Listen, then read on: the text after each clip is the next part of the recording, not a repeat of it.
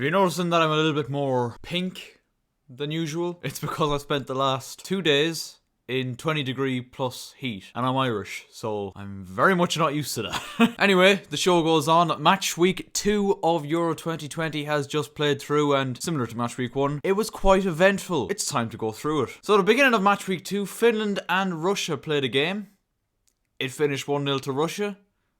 Miranchuk scored. That's about all there is to say about that game, to be honest. Wales got their first win as they beat Turkey in Baku. It was a 2-0 victory. Aaron Ramsey and Roberts with the goals, condemning Turkey to the mediocrity that is the elimination from the tournament and proving all those silly people who predicted them to qualify from the group completely and utterly wrong. Who would do that, right?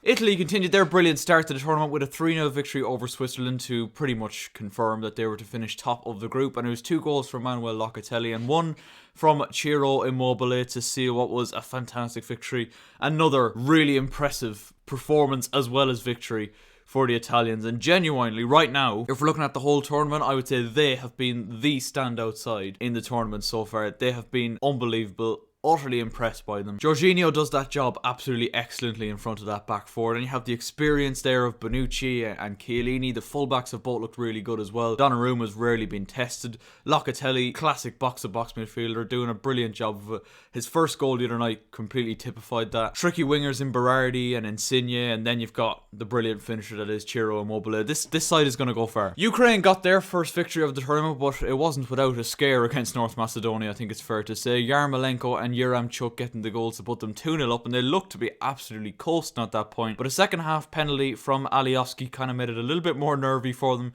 but they got the win in the end. Deservedly so. They're another side I've been quite impressed with so far. Despite an excellent start and an overall excellent performance in Copenhagen, Denmark couldn't get their first points on the board in match week 2. Yusuf Poulsen gave them the lead, but it was the second half impact from that man Kevin De Bruyne off the bench, firstly setting up Torgan Hazard, then getting a brilliant goal for himself. Belgium's class just shone through in the end, but I kind of felt like Denmark in that game definitely deserved a point, and there's still a chance they could go through, and I hope to do. I really hope to do. I think they're definitely a side that everybody is rooting for after the whole Eriksson incident back in match week 1 against Finland. But as for Belgium, not their best performance, but you know it's one of the attributes of a great side when you're not playing that well and still getting results, and a victory against, let's be honest, a tough side like Denmark who came flying out of the blocks. A good victory for Belgium. Holland secured their qualification and pretty much again top in the group with a slightly more convincing and not as intense victory this time over Austria. It was a Memphis Depay penalty which got them underway, and once again it was Denzel Dumfries who got the goal on the counter-attack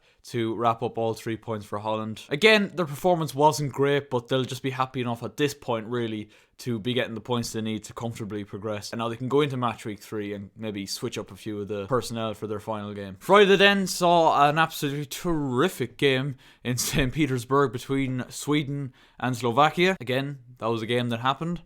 It finished 1-0 to Sweden, and Emil Forsberg got the goal.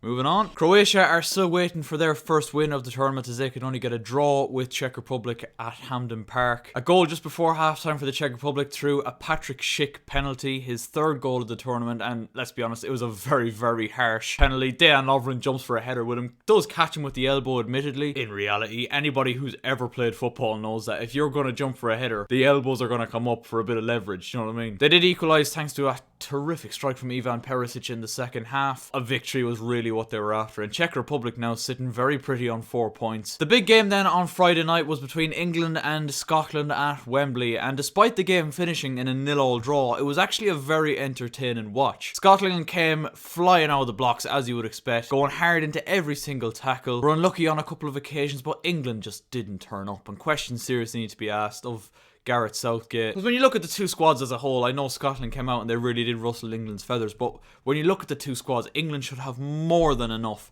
to beat Scotland in a game like this. But you know, respect where it's due. David Marshall didn't really have that much to do.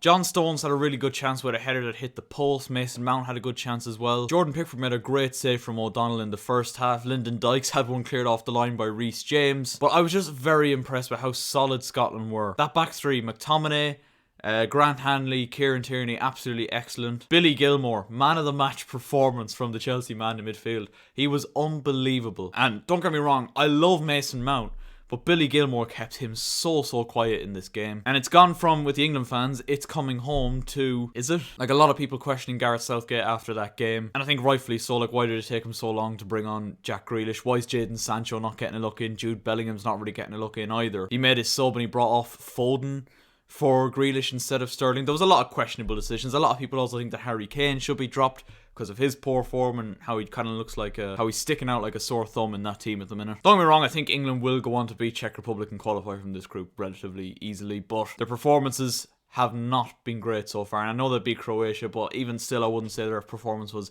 amazing against them either. France were held to a 1-1 draw in Budapest by Hungary and now are unsuccessful in their last 5 games against Hungary in the European Championships, which is quite an amazing stat. Fiola gave the hosts the lead before Antoine Griezmann's goal on the hour mark saved a point for France, but 3 points is what they would have been after in this game. Then onto the game of the round and possibly the game of the tournament so far in Munich between Portugal and Germany. And a lot of people going into this tournament, again, including myself, have Portugal down as the favourite team to go on and win the whole thing, but they fell to defeat to Germany by 4-2, and it was a terrific game. Cristiano Ronaldo once again saving my fantasy team and giving Portugal the lead in this game, but it was pretty much all downhill from there. 2 own goals, one from Ruben Diaz, one from Rafael Guerreiro, then second half goals from Champions League winner Kai Havertz and Robin Gosens. Seen Germany race into a 4-1 lead, and a goal from Diogo Jota did make it a little bit more nervy towards the end of the game. But I have to say, there was a water break with about 20 minutes left,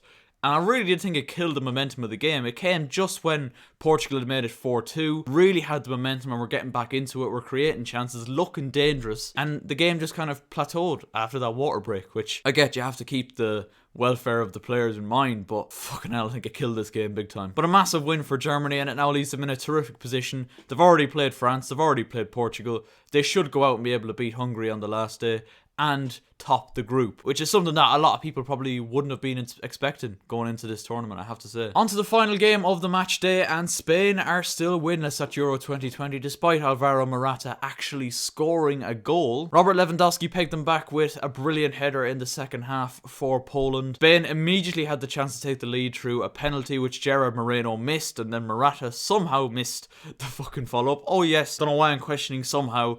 It's Morata. We should just expect it at this point. But Spain haven't convinced me at all. I can't see them going too far in this tournament. They should get through the group stage. I know they have 2 points from 2. But if they do get out of the group, I can't see them going too much further, if I'm being honest. Obviously, it depends who they come up against in the last 16. But they've been very, very unconvincing. So yes, lads, that wraps up match week 2 of Euro 2020. I'm sorry I've been a little bit late getting this one out. I was competing in an athletics competition at the weekend. Here's a little picky.